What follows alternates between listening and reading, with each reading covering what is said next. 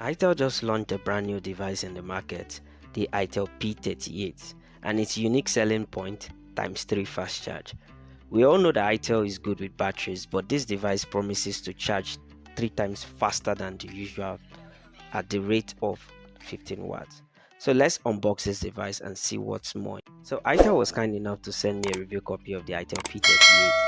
On the back of the device, you can see 15 watts fast charge, AI, rear camera, water drop, and a whole lot of things that we are used to seeing. So without wasting much of your time, let's tear up this device and see what's in the box. You are greeted with thanks for choosing Itel Family Pack product, and you see the SIM ejector tool by the side of a white box. In the white box, you have the transparent pouch. It's plastic, but it's not bendable. It's just to protect the device. So let's put that aside. There's nothing else. There's no manual, as you can see. So you have the box, the phone itself, and let's build this out. Let's put that aside so that we'll go to the other things in the box. One of the very first thing you notice that is different is the earpiece. Which Itel decided to make it black and red. It's quite unique and it will stand out whenever you use them. I hope the sound is as good as it looks. Then you see the charger, which is a type B. Sorry if you're expecting a type C. Sorry, Itel disappointed you. But for the price point, it's quite fair. Then you can also see the charging brick. The charging brick here says 18 watts, but Itel said the max the device can go is 15 watts. So expect more than 15 watts charge. So let's drop that aside, and I think that's all in the box. There's nothing else. So let's fire up this big boy and see what it's got. While we do that, at the back here you can see the top here is the main camera, and the middle is the flashlight, and the down is the VGA camera to support the main camera.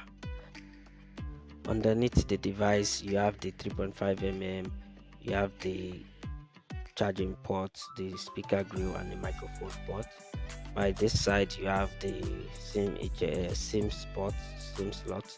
At the top there's nothing, and at this other side here you have the volume rockers. Forgive my blurry camera.